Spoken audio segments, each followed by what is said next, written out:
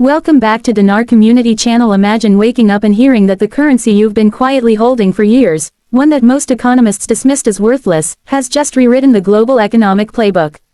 That's exactly what happened when the Iraqi dinar officially revalued in June 2025. What was once ridiculed as a pipe dream became a financial tsunami. The new exchange rate, pegged at $6.20 to the US dollar, didn't just change the lives of millions of currency holders overnight. It triggered a chain reaction across global markets, banking systems, geopolitical alliances, and financial institutions from Washington to Beijing. This isn't just a story about Iraq. This is about the world reacting to a currency event it wasn't prepared for. In today's video, we're diving deep into how the Iraqi dinar revaluation, confirmed, live, and globally accepted, is sending ripples through every corner of the global financial system. You'll see how it's influencing oil prices, shaking the foundation of the petrodollar, and even challenging the dominance of traditional reserve currencies.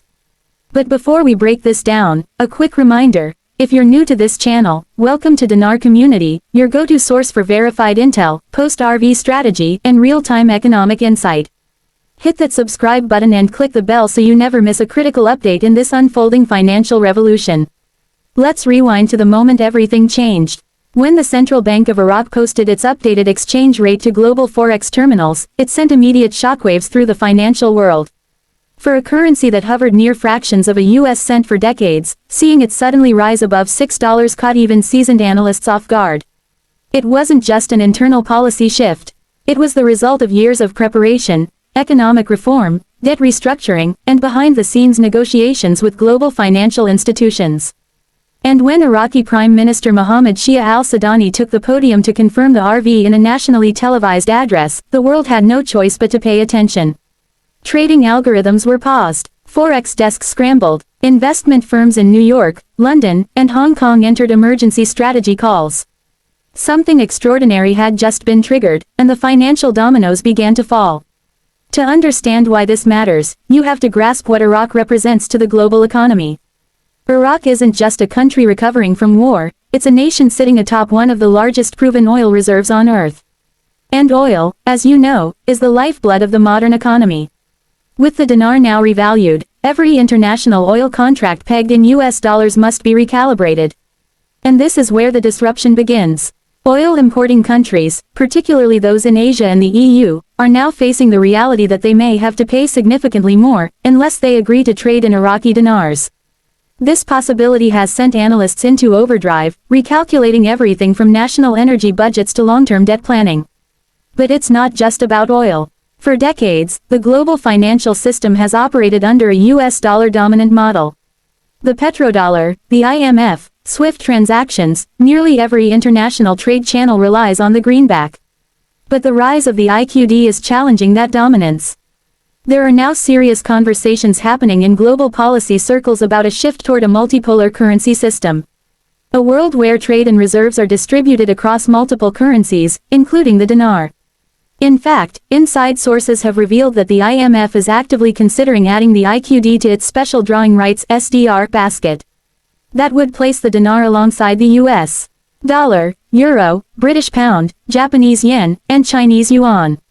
Such a move would elevate Iraq's economic clout to an entirely new level and force central banks around the world to hold IQD in their reserves.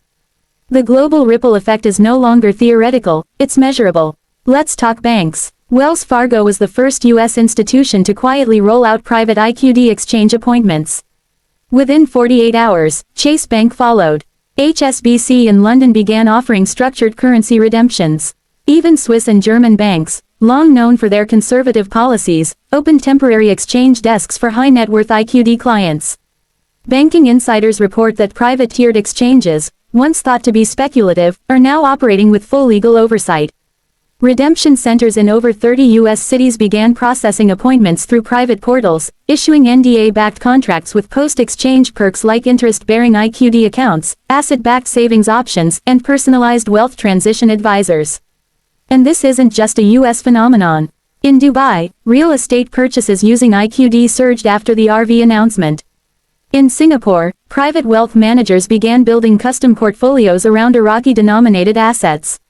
The central banks of Brazil, South Africa, and India are reportedly studying Iraq's currency model as a potential blueprint for their own revaluation plans.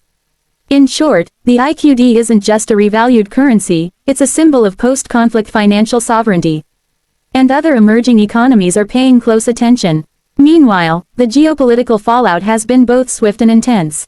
OPEC, which relies heavily on consensus and balance among its members, is facing new tensions. Iraq's newly empowered government is now renegotiating production quotas, demanding greater influence in setting oil prices, backed by its now valuable currency. China, always strategic, wasted no time.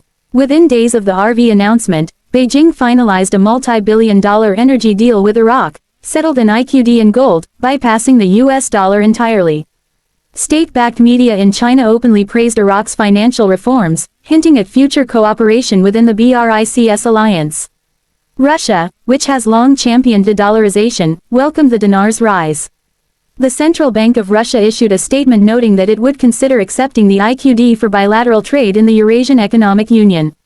Iran, often isolated economically, began early-stage talks with Baghdad on integrating digital IQD into regional trade platforms, bypassing sanctions and building a parallel financial corridor. Even Europe is adjusting. The EU Commission announced emergency meetings to discuss trade realignment and currency basket diversification in light of Iraq's rise. Germany and France, facing increased energy costs, are said to be open to partial IQD settlements in oil contracts. And then there's the United Nations. In a stunning development, the UN's Department of Economic and Social Affairs issued a policy brief applauding Iraq's RV model, suggesting it could serve as a prototype for other resource-rich developing nations emerging from conflict. That's not just a compliment. That's a geopolitical endorsement. All of this has, unsurprisingly, affected the stock markets. Wall Street saw record volatility in the week following the RV. Oil companies surged. Logistics firms saw wild swings. Defense stocks jumped amid speculation that U.S. military presence in the Middle East would shift focus to economic partnerships instead of security enforcement. Meanwhile, in Iraq, the ISX, the Iraqi Stock Exchange, became the center of global investment. Foreign capital poured in. Banks like Rafidain and Rashid doubled their market cap in days. Tech startups in Baghdad suddenly received venture capital from European firms. Real estate developers announced plans for luxury projects backed by foreign IQD holders. Back in the U.S., the Federal Reserve and Treasury Department held joint press briefings. Though they welcomed Iraq's economic progress, they carefully avoided commenting on how many U.S. citizens hold IQD and how that could impact liquidity if even a fraction of them exchange into millions overnight. Which brings us to you. What does this all mean for the individual watching this video, whether you're holding dinar or just learning about the RV? It means that you're witnessing the start of a massive, global financial realignment. One where fiat currencies backed by unstable politics are being challenged by currencies backed by natural resources, sovereign stability, and international cooperation. If you are holding dinar, this is your time, but you must move wisely. Understand your options. Seek legal and financial counsel. Consider the structure of your exchange, whether public rate, contract rate, or tiered package. Watch out for scams, rushed decisions, or people claiming insider access without verifiable credentials. If you're not holding dinar, don't tune out. This is a model that may be replicated by Vietnam, Zimbabwe, and others. The world is shifting away from centralized control to decentralized, asset-based economics. That shift brings risk, but also opportunity. So what's next? Expect more countries to announce similar reforms. Expect digital currencies backed by oil, gold, and natural gas. Expect blockchain to play a bigger role in post-exchange security. And expect the US and other major powers to push back subtly, through interest rate moves, policy shifts, and trade strategy revisions. But the genie is out of the bottle. The dinar RV has happened. The ripple effects are growing. And as they spread, they're reshaping not only how currencies are valued, but how nations define power in the 21st century. If you've made it this far in the video, you're not just a casual viewer. You're part of a rare group paying attention at a level most people never reach. So here's what you can do. Tap the like button if this video gave you insight. Leave a comment below with your thoughts. What are you seeing on the ground? What has your bank said? And most importantly, subscribe and turn on notifications. Because in the days ahead, we'll be covering live updates from exchange centers, new IMF statements, private redemption strategies, and interviews with insiders on what's next. This is Dinar Community, and the world has changed.